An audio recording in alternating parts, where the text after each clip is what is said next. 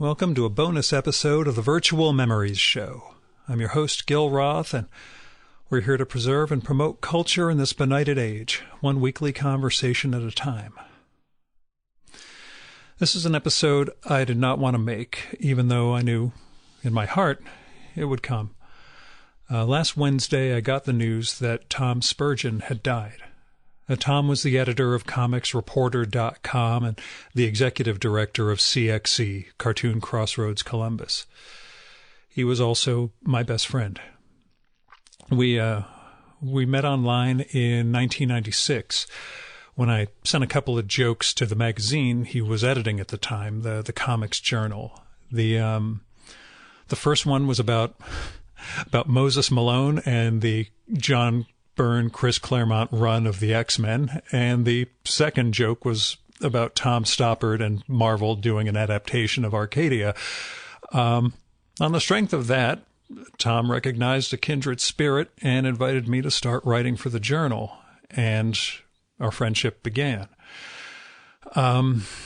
A year or so after that exchange, he made a trip from Seattle to New York, and we got to meet in person. Went to go see a play on Broadway, Ivanov, starring Kevin Kline.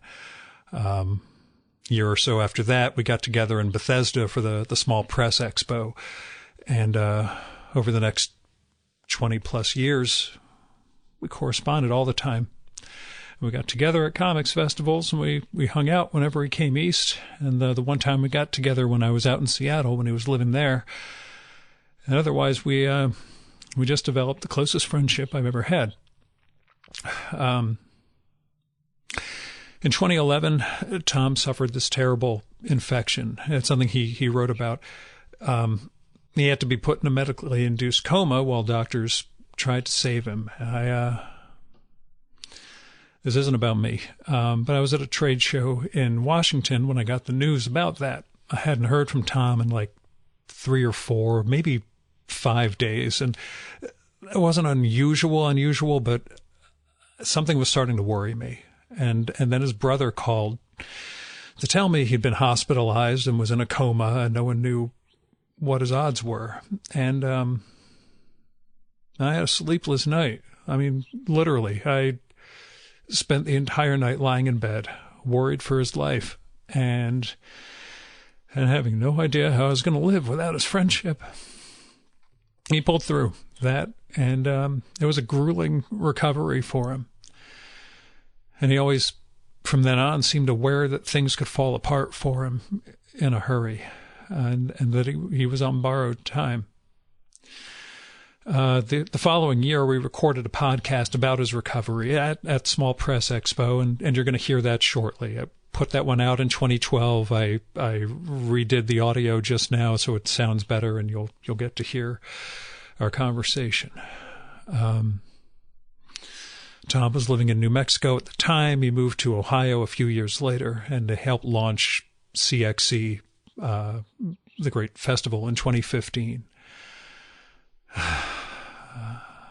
On Wednesday, his girlfriend called to tell me she'd found him dead in his home in Columbus, that it looked like an instantaneous death, a heart attack, or something similar.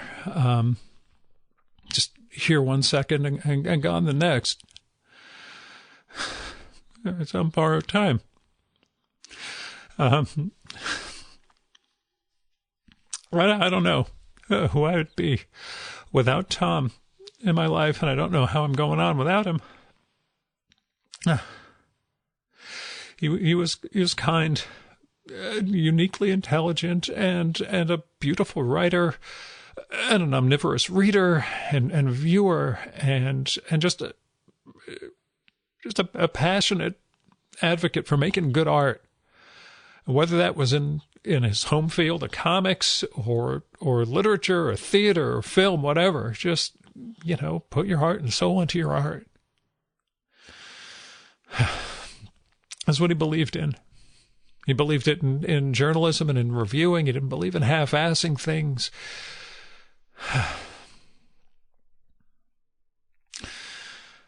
So when we meet at festivals, it would take us forever to cover like 50 feet, And partly that was because he was in poor health and it took him a while to walk, but really it's just because everybody wanted to talk to Tom and to give him their comics or their zines, to catch up on gossip or just say hello or to tell him how much he meant to them, because there's so many people that just a little attention that he gave them in Comics Reporter or elsewhere just made them. It inspired them and gave them a reason to keep making art. He meant a lot to a lot of people. And he meant the world to me.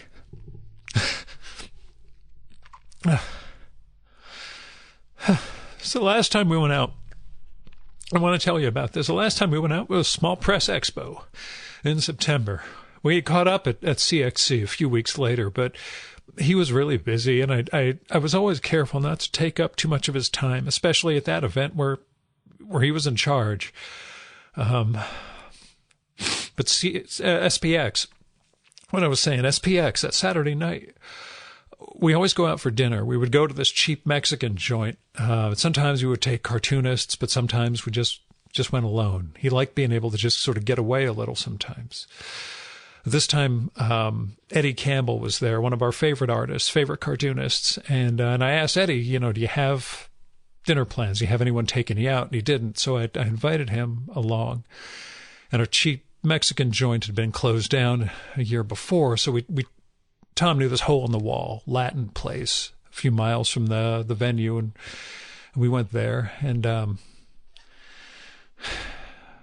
I don't know. I don't remember much of what we talked about over dinner. I remember it was just easy and fun. And it was only 2 fucking months ago, but I don't remember. Because you never think it's the last time. But anyway, but it was a nice time. It was 3 of us just shooting the breeze and taking it easy. And then I remember the drive back. That's what I want to tell you about. Tom was driving, and I screwed up the directions a little. You couldn't make a left onto this one highway, so it took us a few extra minutes to get back to the hotel. And Eddie was in the back seat, and he started talking. I don't know how we got on the subject. I think he just wanted to launch into it. He started talking about bucket lists.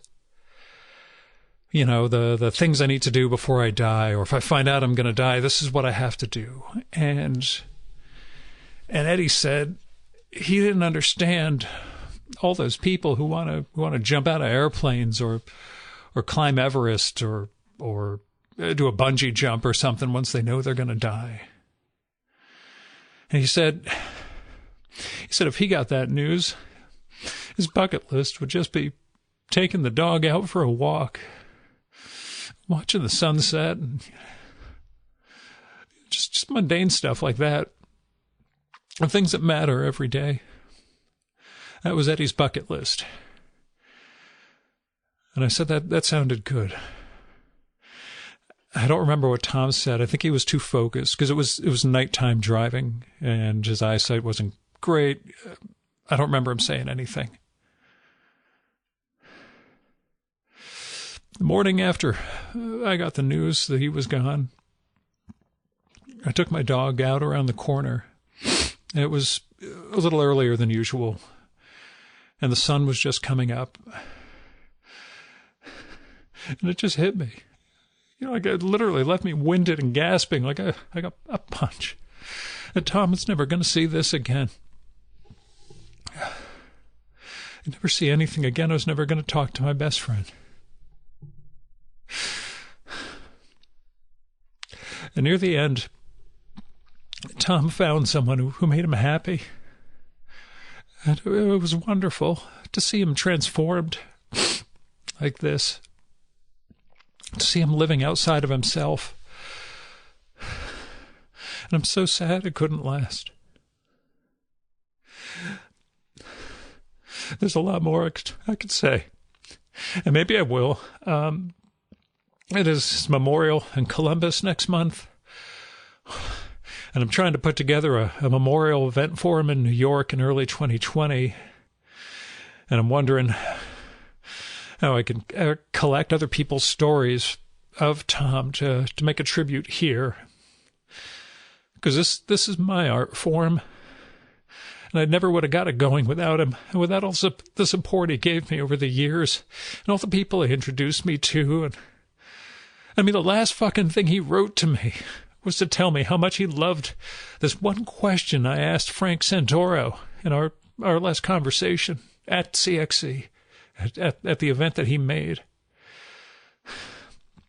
So I want to do something for him. This is all I can do right now. Here's a conversation we recorded. It was at Small Press Expo in 2012, about a year into his recovery.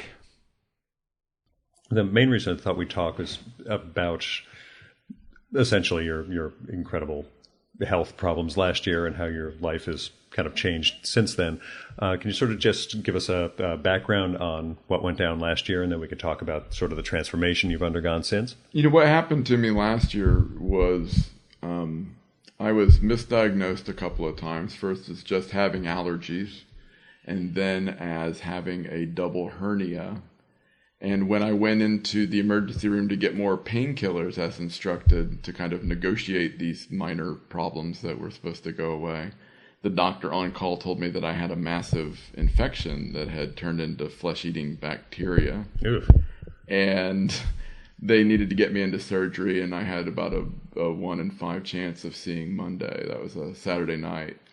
So they rushed me downstate into surgery, and I was out on my back. They took a chunk of flesh out of me about 13 by 5 by 5, and I went through the long recovery process of someone who has a giant hole in them, which involved a lot of gauze being stuffed into me and a lot of antibiotics to make sure the infection didn't come back.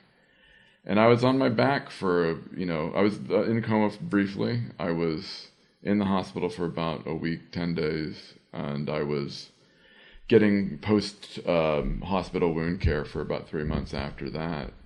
One of the things that I was prescribed was to get healthier and lose some weight, and so far so good. I've been able to do that. How much weight have you lost? Because that's what the listeners are really going to care about. Right. I weighed about 430 pounds, a little over 430 in January 2011. When then I went into surgery, they weighed me. I was about 385. Okay. And I've been down right now. The other morning I was about 215, and kind of bounced between 205, 215. So I lost all the massive adult fat weight that I had, which is about 215 pounds. Which is more than my body weight at this point. So yeah, it's like the old half the man I used to be joke kind of applies to me now, and people think that's hilarious when they bring it up to me, and I use it too. So I can't really. And you have to play off of it. You have to own it. Because it's actually true. Now, in addition to your appearance changing pretty significantly, internally, what's gone on, or how's your approach to life changed in the, 20 months or so since this whole episode began? You know what's weird? When people always say, if you have a scary experience like that, and they give you like a certain percentage odds of not making it to the next day, like what goes through your head and everything. And the thing I remember is that I had to be driven downstate instead of flown downstate because there was a small child with a scorpion bite in the same evening as I was. So the small child, of course, got the helicopter so they could go to Tucson. So they found an ambulance to drive me to where I was going to the hospital. And so I was morphined up and in the back of an ambulance, looking out the back of an ambulance at a highway for about 3 hours, and not sleeping because I thought, as soon as I would be put under, I might not be getting back up. And what was weird is that you kind of see you get to see it as a beginning, middle, and end. And it never occurred to you that there would be, it doesn't occur to you in that real way. Of course, that there's going to be a beginning, middle, and end. But it's like, okay, my story might end in a couple of hours. And what does that mean? Like, what is that life like? And it was something that had been on my mind, because I'm at that age. It's not a surprising thing. Like, grossly overweight man dies of stupid infection and complications from infection at age 42. It's not a shocker. It's not something you don't see in the paper. It's not something that would be an amazing thing. So it's a pretty average life. But this is the fact that you kind of, you won't get to talk to certain people again, and you kind of have to trust that those relationships, if that's the ending point, is that going to be okay? And surprisingly, there wasn't a panic. There wasn't any kind of... Did the morphine help with that? Yeah, I think so. I think the fact that I was massively drugged probably had a lot to do with it. And by the way, morphine is as good as that was my first morphine. Really? That was pretty great. But there is just a sense of not even existential panic, not even like the physical calm, but you just kind of it's done. It's good. It's going to be that. It's going to be that. That's going to be your life. And it's like, and I was lucky in that. I know that some of my friends thought it was horrifying that I was kind of not more distressed, because you certainly have relationships you want it to be better, and you certainly have, but all you think about is relationships. You don't think about much of anything else. But for the most part, you kind of go, well, I think I did try in a lot of areas, and I think the people that I love know that I love them, and so there was like a real sense of calm that came out of that near-death experience. What happened afterward is that when you recover from something like that, when you have a long recovery, what it actually does is it just takes stuff off the table, and you just have to focus on one thing at a time. And it allows you to not be kind of scattered and unfocused. It's like when you have only 15 minutes to do something, you do what you can in those 15 minutes, and you actually get something done. It's kind of like some people before they travel, like when they're getting on a plane, all of a sudden get a bunch of stuff done at work or at home and get a bunch of errands done. It's kind of like that, because you have it all of a sudden limits you. So there's something very freeing in having all these limitations and having to focus and having to be smart about what you do and having to process and actually get things done. So it totally changed my perspective in that way. In terms of work, certainly. Yeah. And personal relationships too. I mean, you just do what you can. You can't get everything at once. You can touch base and talk to people and be involved and care about them, but everything can't be restored at once. And if you can just reach out to someone, or just, that sounds so cliched, and I'm not even sure how to put it. It's kind of like the danger isn't in the limits to what you can do for someone. The danger is withdrawing and realizing you don't have those relationships anymore. And if you can be engaged with someone's life, even if you're just the person that gets to see them twice a year, or you're just the person that gets to touch base once a week, that's what you have. So that's what you work with, if that makes any sense. Hitchens near the end mentioned, if there's somebody you've been putting off getting in touch with, just get in touch with them. Just do it, when he was in his late stages. Just that notion of not finality, but at least it's much better to have made that gesture than to have, I should have gotten in touch with X before. You just kind of have to patiently work on things. Yeah. It's not all going to come at once, and you kind of get that sense when you start doing that there are some relationships that could be better, and some, things that you do that could be better. So it's all of a piece. Do you feel that the way you're living has improved? I mean, again, the massive weight loss is great. Externally things are much better, but do you feel that your approach has really changed? Have you changed your life essentially from this? We kind of have to, and the external discipline of having to make sure that you exercise and make sure that you eat and correctly, and make sure that you are taking care of like wound process. And I forget who there's a famous quote from an author that said, like, life is best lived when you have to negotiate some sort of disease or some sort of ailment, because that gives you a structure and a focus to your day. And I think that's kind of true. There's so much external discipline where I didn't have any internal discipline before. So it kind of cracks everything back into shape. So I hope it's better. I mean, I think it's better. You'd mentioned partway through the whole experience that your doctors were sort of astonished by your level of weight loss. And I think as near as you could tell, they just weren't used to somebody who was actually complying with medical advice. They actually told me, like, I had two doctors down in after the surgery tell me that I wasn't going to lose the weight. And I had a wound care specialist, I remember, told me just, the advice they gave was so low expectation that it was almost ridiculous. It was like, just try every so often to eat a can of tuna. This one lady said, as if I was just going to just start chowing on lard the second that I left the hospital. It's like, switch to light beer. It's kind of like instead of not drinking.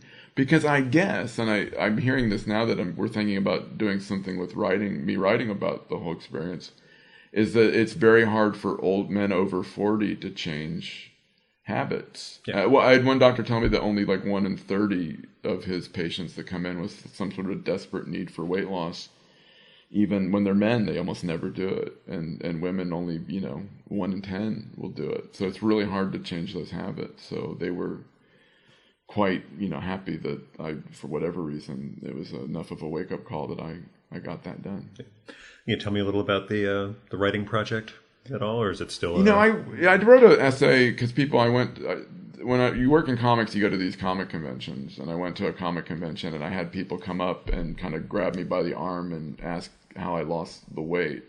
And it's not a secret, even though one of the things that was kind of embarrassing about being well over 400 pounds is that I was one of the fattest guys in comics. Yeah, that's an achievement. Which isn't exactly like, full of decathletes and beautiful bodies.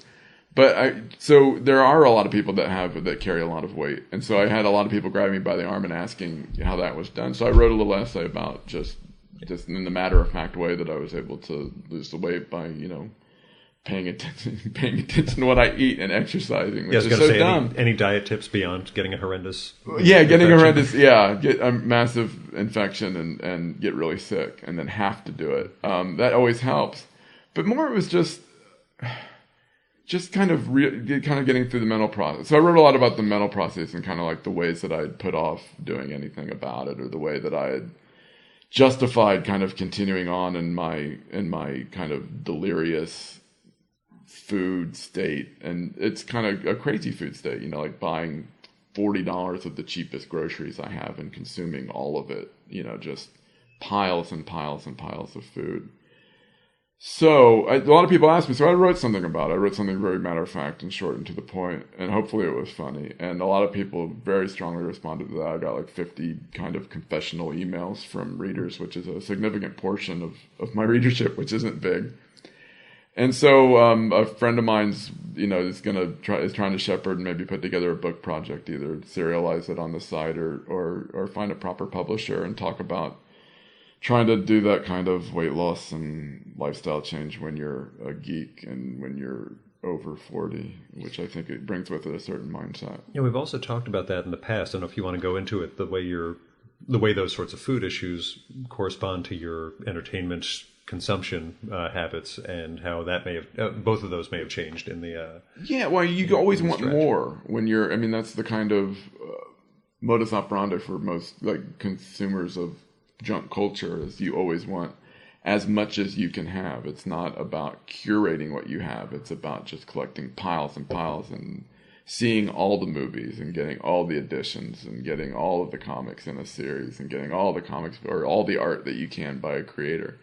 And that's kind of like this kind of sustained wallow in pleasure that you get from being into comics or movies or whatever, is really kind of the way you end up approaching food. It just becomes like this, you're a pleasure junkie, I think a lot of geeks are. And I think that you kind of want to stay in that state of existence where you're just kind of super happy and content. And there's a nostalgic pull for that, because a lot of people turn to food when they're young as kind of a respite or a relief from the shitty parts of the rest of their lives. And I think that was true. It was a really fun, quiet time where you'd curl up with a bag of chicken nuggets and the latest copy of Nexus or something. That's a very pleaurable experience. That's high end. I was an X-Men geek. And fries. So or, that was pretty much Suicide Squad, or old Mr. Miracles or whatever. But so I think that there's a real that kind of unrestrained hedonistic kind of wallow in pleasure, I think, has a lot to do with the way geeks consume. And I think that there's not a lot of, despite the I don't know. I think it's more allowed now. I think there's more of a I think we're all getting permissiveness.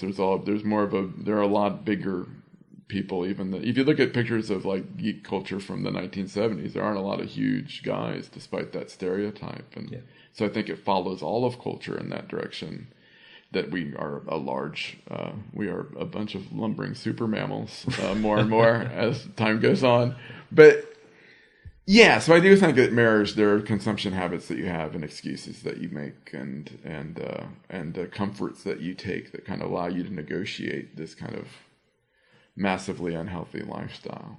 And, even all the way out to the fact that when you get a lot of geeks that will simply refuse to take care of themselves because they're so fixated on one hobby or another, whether that's, I know of people that have not, you hear of people that have not bought insulin so that they can buy some sort of comic book that they want. Or, that's disturbing. With all the way out there to that end. So you do have to negotiate those ways that you think and the way that you kind of approach pleasure, and maybe kind of divorce your food from the things in which you find pleasure. Yeah, and to that end, how have you modified that side of your life at this point? How do you consume? I know you're not. Well, I know I don't. How do I consume everything? Well, I mean, consuming culture. Do you find that your approach has changed in that respect since you've? Yeah, you kind of get a lot more pleasure out of it, and it's not because you're not consuming everything. It's kind of like when you're eating and you have a meal that's presented to you. You're always looking, when you were fat, when I was super fat and eating a lot, I always looked for the way, like I was always very distressed when I looked at a menu, and it's always I wanted to find like the biggest thing I could get. And if someone got like a plate that looked like better than mine, I was like, oh, damn it. Like I got the wrong plate. And you'd get really upset and kind of churned up about that because you wanted to maximize that pleasure. And now I enjoy whatever, like I can order anything that I want, and it's like the pleasure is not in consuming as much as possible. And it's kind of that way with culture too. You kind of realize that you don't always have to have a maximum experience with everything all the time. And it kind of lets you back off a lot of your, angry, unsatisfied, the kind of angry, unsatisfied state that I think pop culture wants to put you in, or junk culture wants to put you in, where you're constantly dissatisfied and you constantly want to consume the next thing. Yeah. I mean, the two things that allow people to consume more are rapture, this is awesome, or kind of dissatisfaction, this sucks, because you either want to go to the next thing because it's awesome, and you want to go to the next thing to kind of replace this unsatisfactory experience you have. And that's why you always have these weird, just extreme points of view about any movie or comic or TV show that comes out. This is the best TV show ever, or this is the worst. This season is awful. And it's always I think it's a way to drive you to kind of the next thing. Whereas now you take pleasure in all of it. You take pleasure in a lot more of it. It doesn't have to be a maximum experience. In varying degrees. Yes. Yeah, to varying degrees. Like you're not angry that Woody Allen doesn't make a film like Annie Hall every time out. You kind of go, oh, that's a Woody. It's kind of like it's a nice sandwich. Sure. It's not, you're not constantly driven to maximize everything, I guess. Gotcha. To use a word I've used over and over again. But again, that sort of sums up who you were before this. If you're going to have a word that. Yeah, you want to write the most, work the most. Consume the most, be the smartest kid in the room, this kind of lord of the basement, where you're, you're in your element and you are the king of consumption. And I can't do that anymore, so why not? Why not enjoy the other parts of it? I get to eat the rest of the food now. Yeah. And someone asked me the other night, don't you miss chocolate? Don't you miss... I think I pretty much had my lifetime's allotment of corn chips, of barbecue corn chips. I really do. I think I've done that. I picked up some nice apples at the farmer's market down the street from here. I can get one of those on the way out. I can have an apple now, and that's just fine. And I get to eat the other stuff now. I get to enjoy the other things now. So. You mentioned getting a lot of emails after the Comics Made Me Somewhat Less Fat post. How supportive has the industry been in general, or at least industry people how much support have you gotten from comics culture for the transformation you've undergone?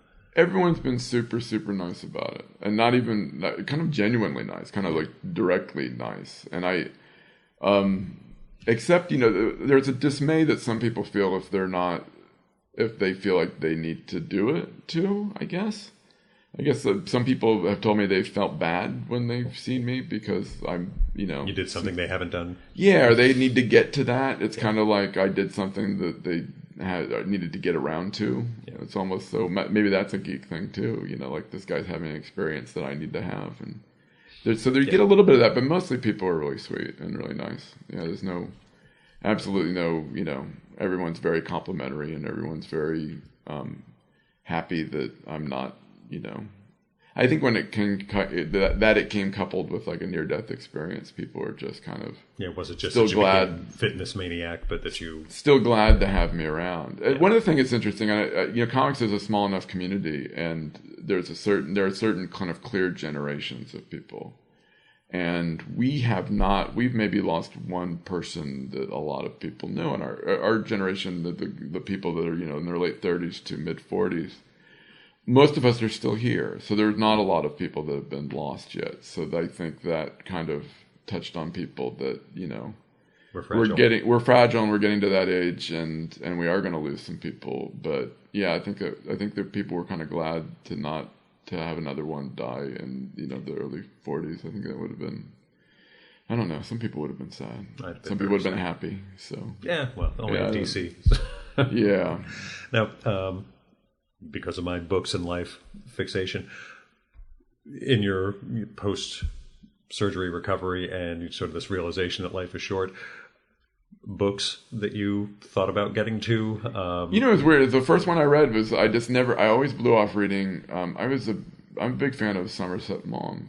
Yeah. And it was an author that I read when I was a kid, and I'm not going to make the case that he's the best author. But there's something about the plainness of his language and its kind of suitability for stage. Yeah. I think a little bit that it speaks well. And he has there's a solicitousness that he has for his characters that I find very appealing. And I'd never read Razor's Edge, and I always kind of wanted to read that. And so in kind of that matter-of-fact way, I was like, I didn't make the bucket, like I have to make this bucket list of books, or I need to read the great books, and I need to decide which the great books are. And it's sort of like a great example of the overall kind of life change. It was kind of like, I just sort of need to kind of pay attention to reading more books that I want to read. And like, well, what's the first one that pops into my head? Razor's Edge, I'll go read that. And then after that, I wanted to read David Copperfield, so I read that. And now I'm reading the Trollope. I've never read a Trollope before, so I'm going to read that. And then after that, I think Tolstoy. So it's very kind of matter-of-fact and kind of process-oriented, because it's not so much you can make lists and decide you want to read, but it's very different from actually reading. And I think a lot of us get to the point where I wasn't reading. Even though I write, I wasn't reading. So when I came out, I was just like, well, I just have to kind of pay attention to that and maybe not plan things out, maybe not make a list, maybe just actually do some reading. Yeah. That's the list making phenomenon. I mean, we see it in internet culture too, of course, but that idea of, which I've had for my entire life, that acquisitive alchemy thing, where I just have to build a correct bookshelf and get the right books on it, and then that'll be almost as good as actually reading said books. Yeah. So yeah. And it's like, so my choices are all just kind of like the ones that occur to me, but it's not a greatest hits list, or it's not the books I probably should be reading, because I have gaps in my reading history. But and they're mostly books that give me pleasure on some level too, or that I'm curious about. So yeah, just kind of a very natural, organic kind of plunge back into reading as in addition to all the art. So, and any places you wanted to see that you're trying to just here put together? Well, yeah, Bethesda, obviously. That's the Bethesda. One place I know you were lying in a hospital, coming out of a coma, thinking, I gotta get to SPX. No, because the weird thing is, I even though I'm in the hospital, I didn't really have a good desire to go do anything. I guess I want to travel a little bit more. Like that's natural for everybody, because I can. Yeah. And I don't. But really, it's just about making every day kind of a little bit, because you don't know which day is going to be it. You don't know when that story is going to end, and you don't know. And the fact that it's no longer an extraordinary thing is no longer a hedge against that inevitability. It's no longer a markable thing, so it could come anytime, and people will go, okay, and then, a couple of days later, everyone will be going about their life. So I'm more interested in just having a good day every day out and finding something to enjoy and something to... And, the grander plans all come, and I like to go travel and see friends and that kind of thing. I love coming to see you guys, and I love coming to New York and seeing my buddies there. And so, yeah, I mean, travel will be a part of it, but not, I don't know, places to see. I've never been a places to see guy. Gotcha. You know, Okay. I like to plunge in. I like to get a sense of what life is like someplace, but I never really wanted to look at stuff. I guess if I wanted to look at stuff, it'd be like, you know, Art museums? Or? well, Turkish, like, I'm kind of fascinated by, like, the ruins that they have over, is it Turkey that has a bunch of ruins in Iran? Yeah. And that kind of stuff fascinates me because it's so alien to me. And I like overdeveloped, weird cities. So I think Tokyo would be fascinating to plunge into for like 4 or 5 days and kind of wander around and look at that stuff. And I like a sense of continuity. I like to get a sense of how things were and how things overlap and how things change, and kind of increasing gentrification of cities and what neighborhoods kind of change. So, but I like those kind of things. I'm not really a point and look kind of guy. Yeah. And nature. Yeah. Who needs nature? It's the thing. I hide out in the trees and woods out in my neighborhood, but mountains, waterfalls, deer and bear and everything else. Pshaw. Things of natural beauty. Who needs that crap? Give me a city street.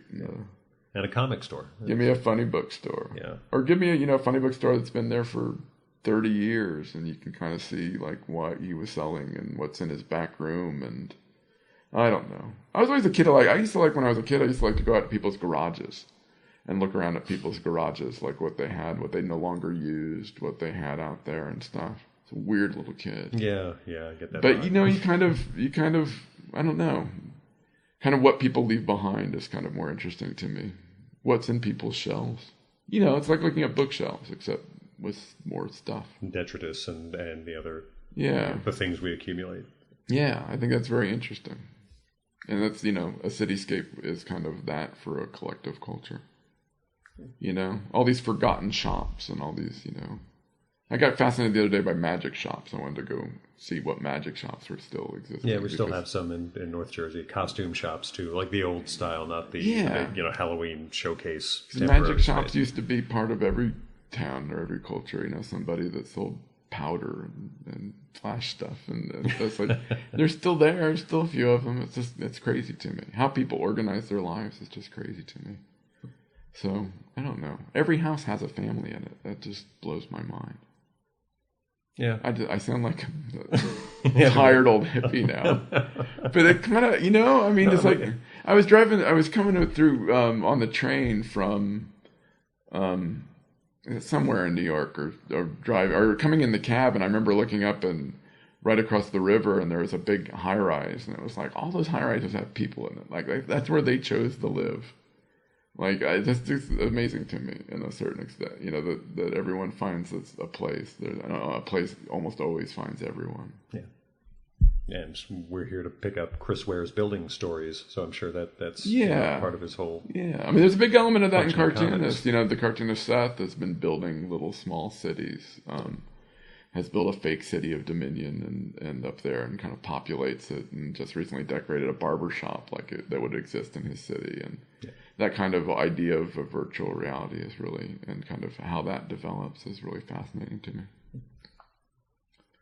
Yeah, I think it's time we head downstairs to SPX and start to see some of the show. So. Okay, well, I hope I haven't bored everyone to death. I apologize. Okay, well, that's... Yeah. Thank you for talking to me. I love you. I'll get you an apple. All right. And that was it. That was my conversation in 2012 with Tom Spurgeon. We talked about doing another one over the years, but as the podcast progressed, I got weirdly reticent about recording with friends, that the conversation wouldn't be as fresh when somebody I talked to for Jesus, half my fucking life. It was easier to sit down with a stranger than with somebody I know well. So we never did another one. And when I did my Ask Me Anything episode a few months ago, he sent me a sort of meta question about the two main types of guests I had, comics and prose, and how they've changed over the course of 7 years of 300 plus episodes relative to each other. I don't have a good answer for that. I still don't. But I love that he asked me that he thought about the longevity of the show, the legacy that it made. Like I said, without Tom, the show wouldn't exist. And, there hasn't been a moment since I got the news that I thought, why am I doing this? I can't go on. This show has to go on. And you have to keep making your art. And you have to live up to the model that he made for us. Now, one of Tom's key suggestions, and this is for readers, listeners, viewers, I hate the fucking term consumers, but whatever art form you take in, find the people who make the art you like and just send them a note. Let them know how much you appreciate their work, what it means to you. Give them some inspiration to keep going. It's good advice. This has been a bonus episode of the Virtual Memories Show. Thanks for listening, and Tom, I'm going to miss you for the rest of my days.